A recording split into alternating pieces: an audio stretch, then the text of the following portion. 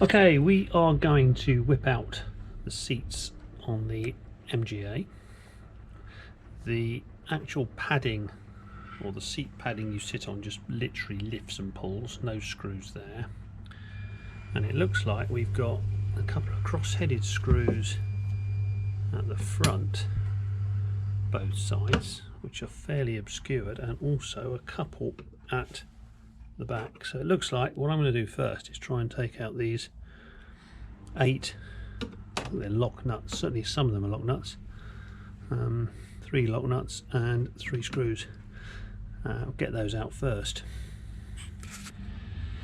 Okay, so it's complicated, but you actually can't get these bolts out. You have to just play around with the seat, get your screwdriver, which is a cross head on the top, and then underneath you hold it with a 7/16 ratchet, and you can just about hold it on the top, just about get your hand underneath and release those. And now what we'll try and do is release the 2 at the back by sliding the seat forward. Hopefully that'll have the seat out.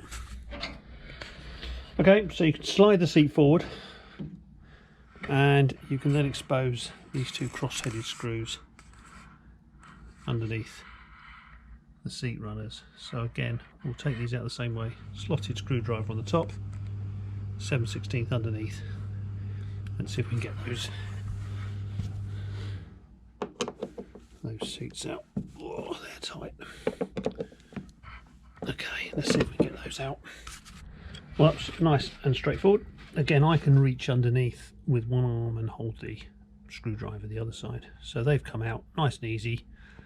Crosshead screwdriver holding the top, 7/16 ratchet on the bolt underneath, which again I think is a lock nut. And I'm guessing now that the whole seat, yeah, just lifts out. There we go. So that's good, and then that can go off to the repairers, or maybe we'll end up just replacing the whole seat. But right, so we can now get on exactly the same on the driver's side. Okay, we are down to the floorboards, and the nuts and the bolts are pretty rusty. There's about 10 around the actual floor, 2 under the carpet at the back. I'm actually struggling at the moment to get that seat belt retainer out of the bodywork, so I cannot get anything behind it at the minute. But I figure I might be able to get my hand around it if I can get the floor out. So I've just again put some releasing fluid on these screws.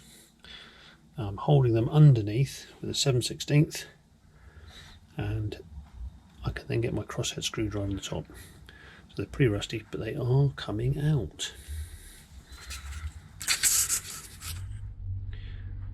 So the floor is actually held in with a mixture of bolts that fix into captive nuts, and they're generally along the inside edge of that rear wooden floor, and that's useful because some of them, like this one in the middle, is actually above the exhaust pipe, and then along the outside edge they are held in with a nut washer above that looks a little bit shaped, and a wide washer below, and then some of them have, it looks like a little sort of spring washer, and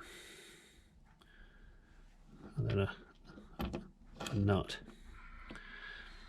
and they are the same along the outside edge and across the front part.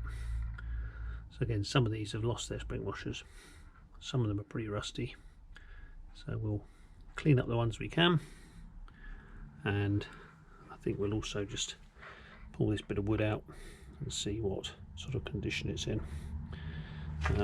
Just got to also remove these little fixings that the carpet joins onto at the front and at the back. I'll try and get the wood out now. Right, so this is the near side passenger footwell. It doesn't look like there's any bolts holding the inner wing on at all here. I think we've got the windscreen nuts up there.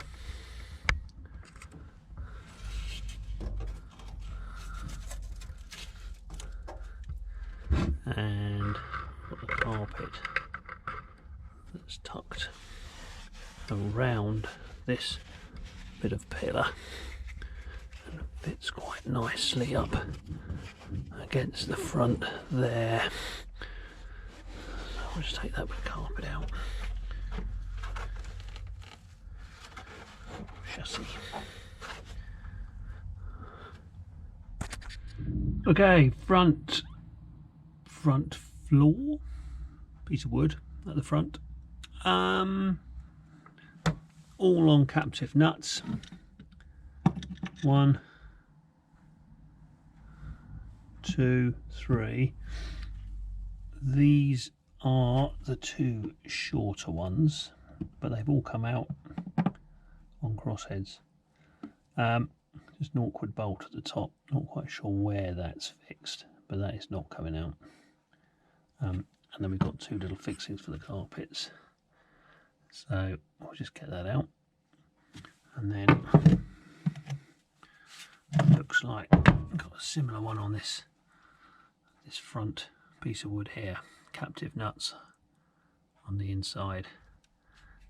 There's one at the front. I'll get this piece of wood out.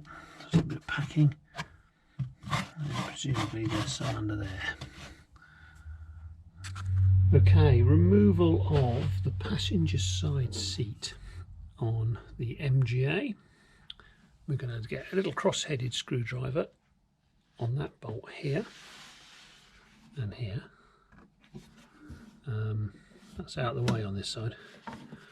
This is a modification he's had where you pump up a lumbar support in the seat, which is quite normal. Then we'll slide the seat forward and we'll remove the screws at the back.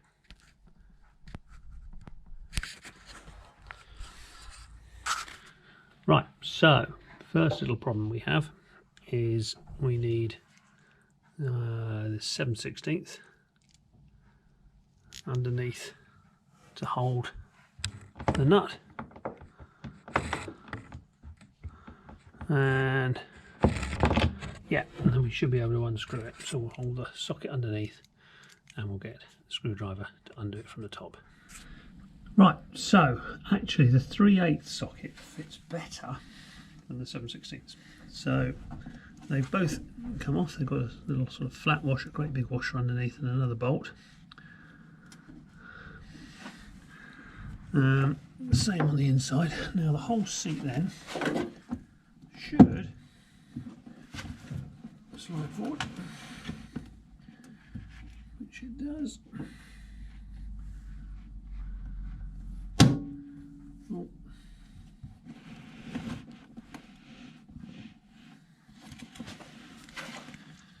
And that allows us to get to the same crosshead bolts on the back of the seat. So we'll get the 3/8 underneath and the crosshead on the top and undo those 2. Right, so they came out nice and easily. One of them has a washer on. It's actually stuck to the wooden floor underneath. And the other one didn't have a washer on. But again, that's just the quirk of these little things. And then, having released those, the seat just literally lifts out of the car. The runner's fallen off, that's okay. It saves me a job.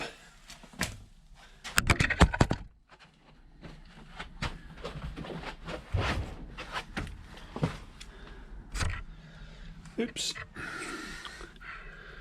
There's another missing part from the rubbers on the door. Put that in the box. There's the runner, and now we can get the carpets out. So the carpets should just lift out. These mats tend not to be glued in to any degree.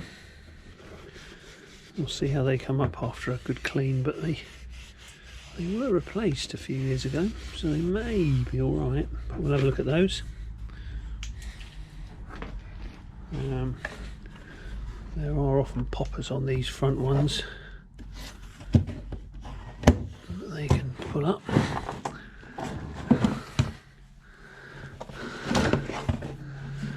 Here's the driver's side, and then we can expose the bolts that hold the floor in. We'll just go around and give them a little squirt of releasing fluid.